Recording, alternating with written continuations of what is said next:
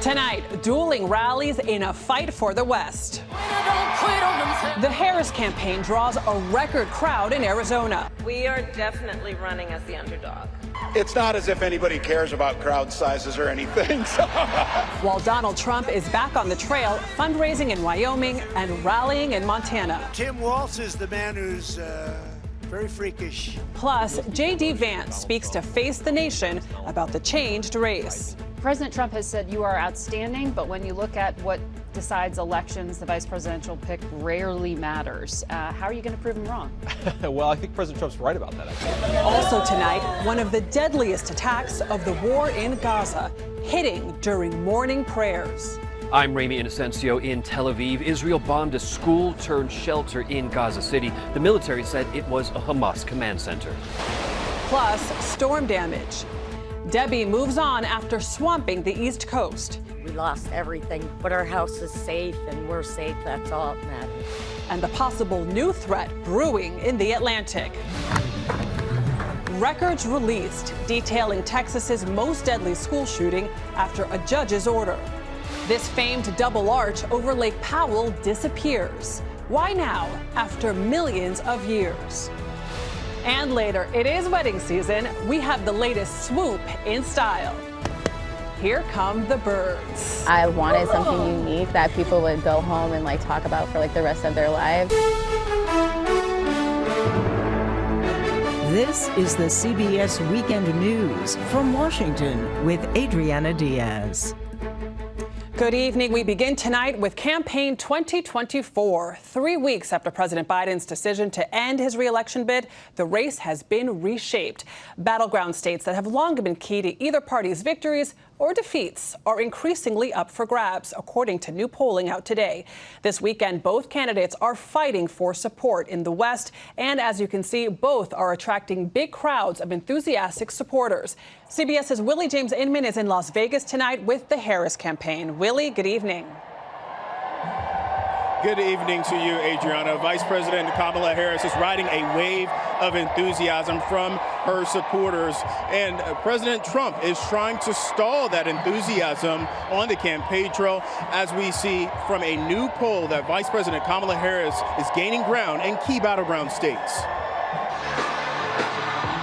Days after Vice President Kamala Harris became the presumptive Democratic nominee, over 15,000 attended a rally in Glendale, Arizona, a record for the campaign.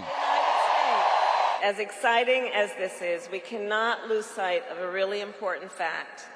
We are definitely running as the underdog. Today, in the battleground state of Nevada, hundreds stood in the blistering desert heat in Las Vegas to support the vice president. I haven't felt this kind of excitement since Obama. I have hope again, and I think that's very important. I think that hope will bring us victory. And I was just tired of being afraid, and I'm not scared anymore. Former President Donald Trump, who has boasted about the crowd sizes of his rallies, held an event to boost the chances of Senate candidate Tim Sheehy in Montana, a state Trump could easily win in November, but one that is key to the chances of flipping the U.S. Senate. Trump has ramped up personal attacks on Harris and her running mate, Governor Tim Walz. Tim Walz is the man who's very freakish. In an interview on Face the Nation, Trump's running mate, J.D. Vance, blasted Harris on immigration and the economy. Donald Trump delivered rising wages and a secure border. Kamala Harris has delivered an open border and falling wages relative to inflation and groceries and housing and so forth. As the campaigns trade barbs, a New York Times Siena College poll found Harris leads Trump in the key battleground states of Michigan, Pennsylvania, and Wisconsin. Adriana, following this event, Vice President Harris travels to San Francisco, where she will raise money for her campaign. And former President Trump is doing a little bit of campaign fundraising as well in the states of Wyoming and Colorado. Adriana? Lots of movement. Willie James Inman, thank you. And this footnote, the Trump campaign said today that it was hacked. The breach was first reported by Politico, which received internal campaign documents from an anonymous account. A Trump spokesperson blamed hackers from Iran. And tonight, doctors in Gaza are struggling to cope with new carnage after an Israeli attack killed at least 80 people and wounded dozens of others. It happened at a school-turned-shelter for displaced civilians. Israel says it was a Hamas hideout. CBS's Ramy Inocencio in Tel Aviv has the latest. Ramy? Good evening, Adriana. Tonight, Israel is disputing that its bombs could have killed so many people, saying that the military used a small warhead, aerial surveillance, and intelligence for a precision strike. They dropped a missile on them while they were just praying, cried this woman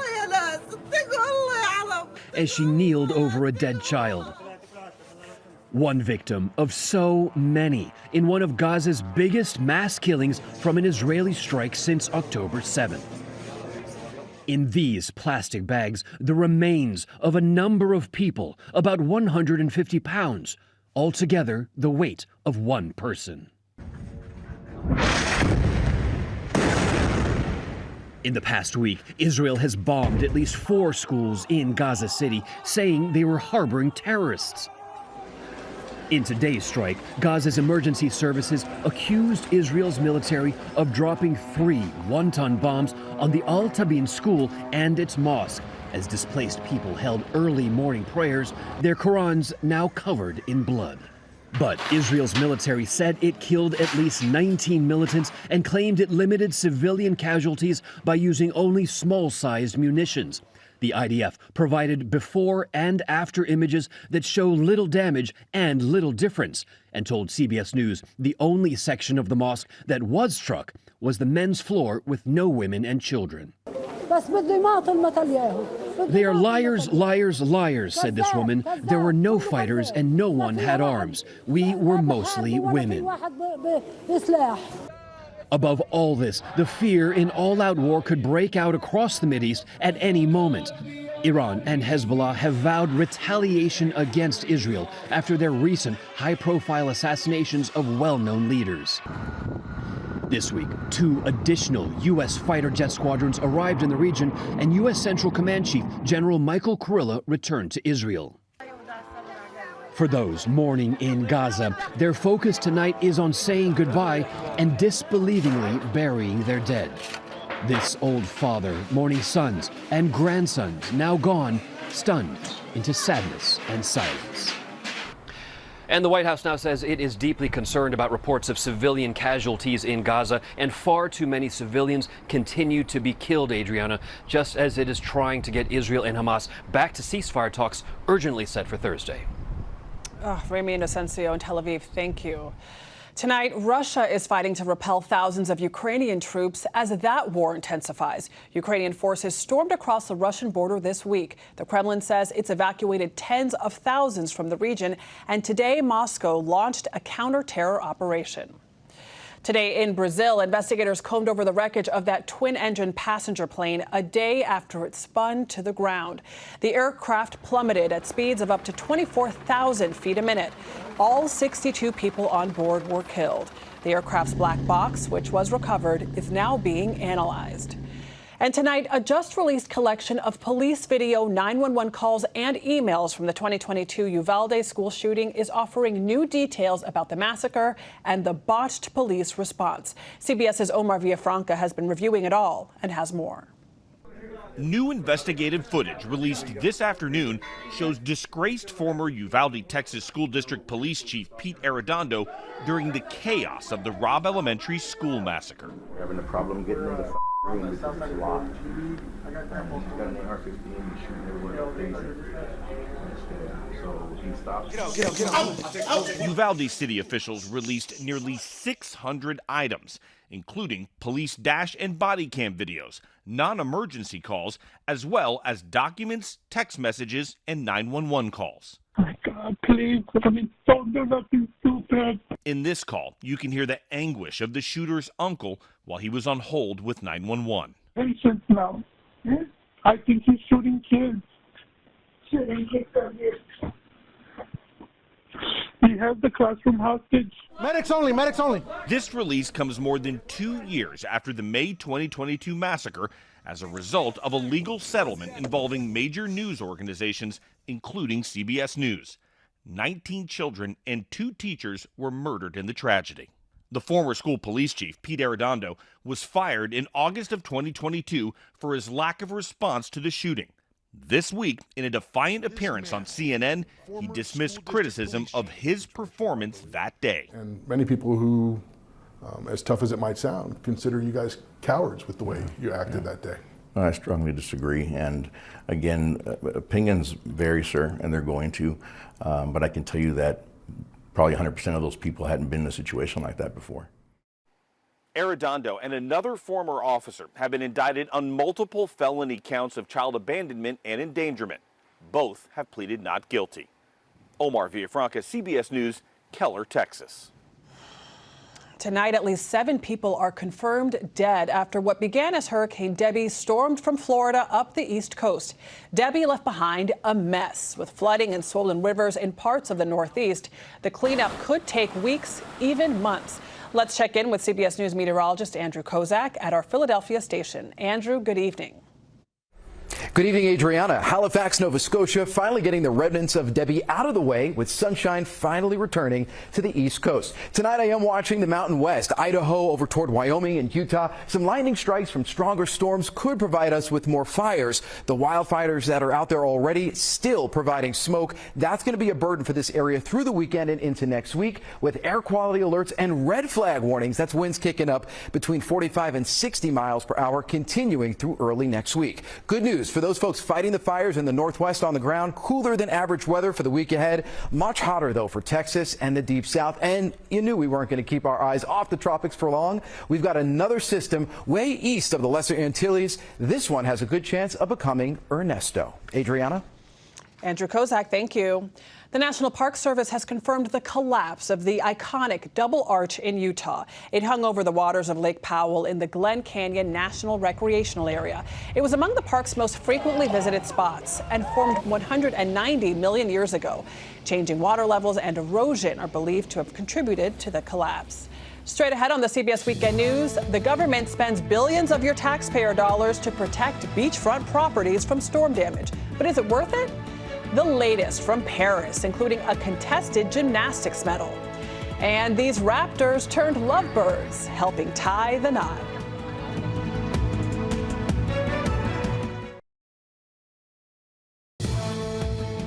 This week, Hurricane Debbie left a trail of destruction from Florida up the East Coast. Damage is estimated to be as high as $2 billion, and hurricane season is nowhere near over. As CBS's Stephen Stock reports, taxpayers are paying a stiff price to protect high-end coastal communities. Every 4 years or so on North Carolina's coast, Wrightsville Beach business owners like Jeff DeGroat have to put up with a construction project on the beach. This is a necessary program that has to be done in coastal communities for survival as well as safety. The median price on these properties, $1.8 million, an investment protected by this. The U.S. Army Corps of Engineers pumps 100 dump trucks worth of sand an hour through a 3-mile-long pipe, working around the clock 2.5 months. At a project cost of about $15 million. The main disadvantage is cost, but the advantages outweigh the disadvantages. Travel just a few miles inland to Wilmington, where there's an affordable housing crisis, a shortage of some 28,000 rentals and homes. That's a lot of money to pump sand on the beach. Retired Air Force Specialist Willie Holmes has struggled to repair his home and shares a different perspective. It's just totally amazing that people will think that would be the best way to spend money when you got so much poverty around. Long Beach on Long Island, New York is an example of what can happen when there's no beach renourishment. After Superstorm Sandy destroyed more than 1,000 homes here, the Corps renourished and built up the beach. What we found is that where you had a stable, well-maintained beach, berm, and dune system, the damages were extremely less than where you did not. To do that, total cost to taxpayers after Sandy, $111 million. And CBS News calculated that over the last century, federal taxpayers have funded more than 2,500 of these projects, costing more than $10 billion nationwide. From a public policy point of view, is this a good use of tax dollars? I would say no. Andy Coburn leads a team of scientists at Western Carolina University concerned about the policy. Who pays and who benefits? I would say there is an inequitable distribution of benefits and costs. He sees two solutions. Beach property owners pay for the sand, or strategic retreat, allowing some beaches to erode and homes to be lost. Why are we spending public money to protect somebody's private, risky investment? Ultimately, Congress approves all of these projects, a cost critics say taxpayers shouldn't have to pay. Stephen Stock, CBS News, Wrightsville Beach, North Carolina.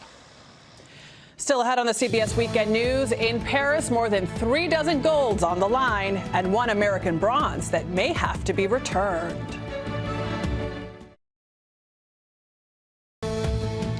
There were 22 sports in action at the Paris Olympics today, with more than 40 gold medals up for grabs. American Masai Russell won one of them in a photo finish in the women's 100-meter hurdles.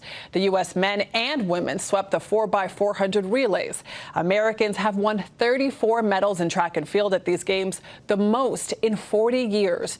But Jordan Childs might have to return her medal for floor exercise. She'd won bronze after judges adjusted her difficulty score, which is now been ruled invalid. Team USA still leads the way in total medals, followed by China and Great Britain. CBS's Jamie Yukas has more of today's highlights.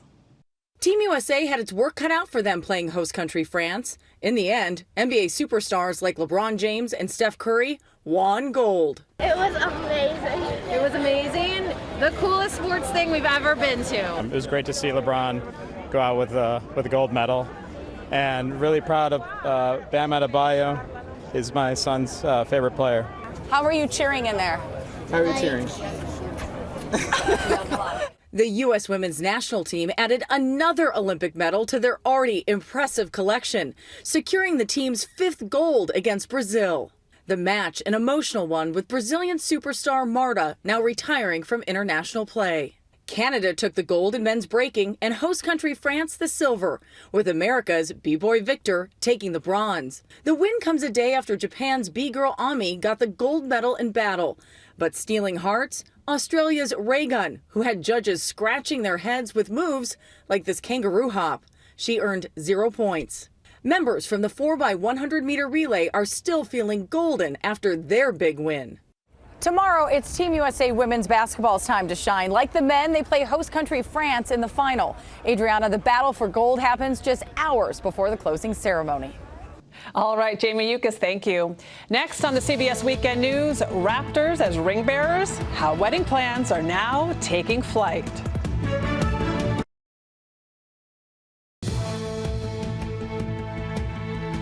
We end tonight with a new wedding trend. As CBS's Tom Waite shows us, here come the birds of prey.